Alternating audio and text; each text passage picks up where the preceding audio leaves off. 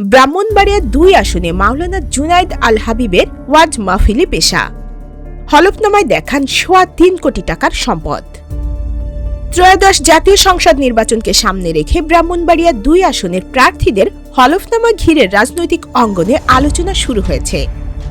জোটগত সমঝোতার অংশ হিসেবে বিএনপি আসনটি ছেড়ে দেওয়ায় জমিয়তে উলামায়ে ইসলাম বাংলাদেশের সহসভাপতি মাওলানা মোহাম্মদ জুনায়েদ আল হাবিব এ আসনে প্রতিদ্বন্দ্বিতায় অংশ নিচ্ছেন। শুক্রবার ২ জানুয়ারি জেলা প্রশাসক ও রিটার্নিং কর্মকর্তা শারমিন জাহান আক্তার মনোনয়ন যাচাই বাছাই শেষে তাকে বৈধ প্রার্থী হিসেবে ঘোষণা করেন।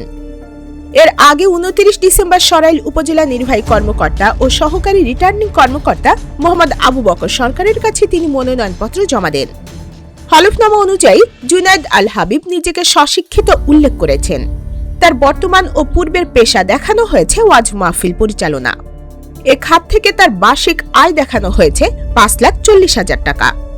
তার ঘোষিত আয়ের তুলনায় তার সম্পদের পরিমাণ নিয়ে প্রশ্ন তুলেছেন স্থানীয় ভোটার ও রাজনৈতিক বিশ্লেষকদের একটি অংশ। হলফনামা অনুযায়ী তার হাতে নগদ অর্থ রয়েছে ২৮,৯৭,৪২৩ টাকা এবং দুটি ব্যাংক হিসাবে জমা আছে ১০,১০,৯১৬ টাকা। তার নামে রয়েছে ৩৫ ভরি স্বর্ণালংকার ও একটি গাড়ি, যার মূল্য ৩০ লাখ টাকা।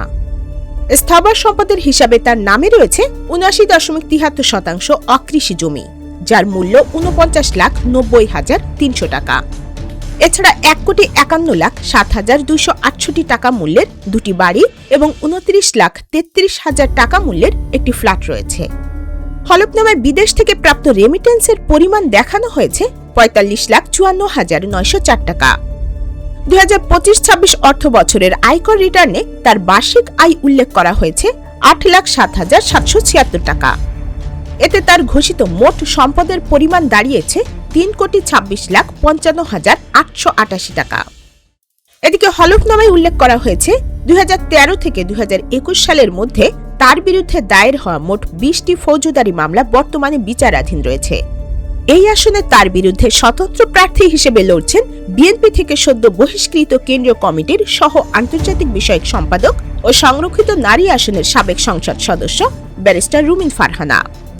এছাড়া বাংলাদেশ জামায়াতে ইসলামের প্রার্থী হিসেবে প্রতিদ্বন্দ্বিতা করছেন দলটির কেন্দ্রীয় মজলিসের শুরা সদস্য ও ব্রাহ্মণবাড়িয়া জেলা আমির মাওলানা মোহাম্মদ মোবারক হুসাইন। প্রার্থীদের হলফনামায় উল্লেখ করা সম্পদ, আয় ও মামলার তথ্য ভোটারদের সিদ্ধান্তে প্রভাব ফেলতে পারে বলে মনে করছেন সংশ্লিষ্টরা। ডেস্ক রিপোর্ট, অগ্রযাত্রা প্রতিদিন। অগ্রযাত্রা প্রতিদিন, নির্ভীক